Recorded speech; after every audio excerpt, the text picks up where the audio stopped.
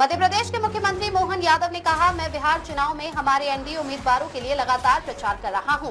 आज मुझे माता जानकी की जन्मस्थली पर जाने का अवसर मिला। कांग्रेस और उनकी सभी साजिशों को उजागर करते हुए हमने अयोध्या, बनारस और उज्जैन से देखा है कि धार्मिक पर्यटन केंद्रों के माध्यम से हमारे नागरिकों के जीवन में क्या बदलाव आ सकते हैं। कांग्रेस और उनके सहयोगी ऐसा कभी नहीं करते। बिहार चुनाव से पहले नीतीश कुमार के प्रस्ताव पर प्रधानमंत्री मोदी ने माता सीता की जन्मस्थली जनकपुरी धाम के लिए राशि स्वीकृत की है। जितनी जल्दी ये बनेगा, उतना ही ये हर वर्ग के कल्याण के लिए बड़े पैमाने पर धार्मिक पर्यटन का केंद्र बनेगा। मैंने गरीबों, महिलाओं और युवाओं को और किसानों की भलाई के लिए माता से प्रार्थना की है। बिहार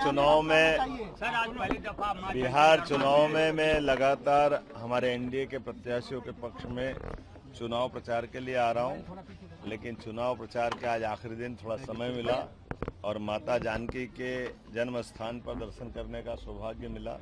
यहाँ मैं पहली बार आया हूँ। हमारे लिए ये एक अलग प्रकार का आनंद भी है, अनुभव भी है।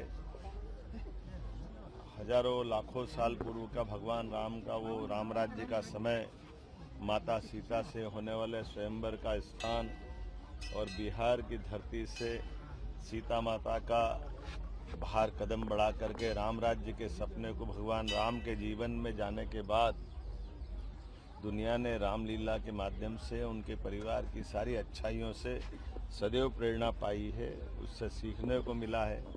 और जब भगवान अयोध्या में आज राम मुस्कुरा रहे हैं तो आनंद और बढ़ जाता है। यशस्वी प्रधानमंत्री के नेतृत्व में भगवान राम के मंदिर का फैसला सुप्रीम कोर्ट से आता है और सुप्रीम कोर्ट से फैसला आने के बाद जिस प्रकार से धाम जगमगाता है दुनिया के सामने, और क्या हिंदू क्या मुसलमान सबने मिलकर के भगवान राम के उस देवस्थान की महिमा कीर्ति के लिए न केवल गर्भगृह देखा बल्कि बाद का धूमधाम से समूचा आयोजन और जगत को लोकार्पित हुआ राम मंदिर जन्म स्थान भी देखा। कांग्रेस और उनके सारे षड्यंत्रों का पर्दाफाश करते हुए धार्मिक पर्यटन के केंद्रों से भी जो हमारे नागरिकों के जीवन में भला हो सकता है, ये हमने अयोध्या से भी देखा, बनारस से भी देखा, बाबा महाकाल के महालोक उज्जैन मध्य प्रदेश से भी धार्मिक पर्यटन के आधार पर हर वर्ग के लोगों का कितना भला हो सकता है।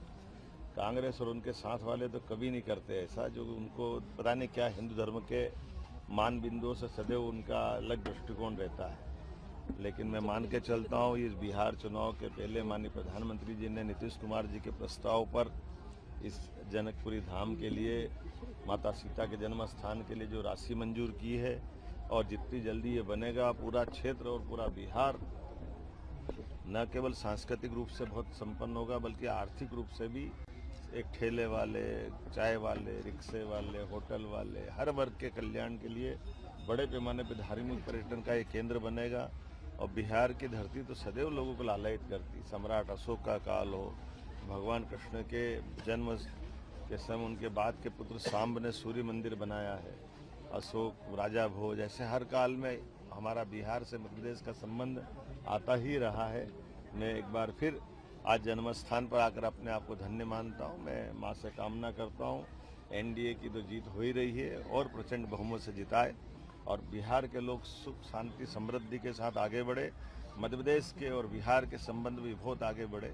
माननीय प्रधानमंत्री के नेतृत्व में डबल इंजन की सरकार मध्य प्रदेश में तो चली रही है, बिहार में भी पुनः एक बार नई जीत के साथ, नए संकल्प के साथ गरीब, महिला, युवा, किसान सबकी बेहतरी के लिए माँ का आशीर्वाद मिले, यही मैंने उनसे कामना की। बहुत धन्यवाद।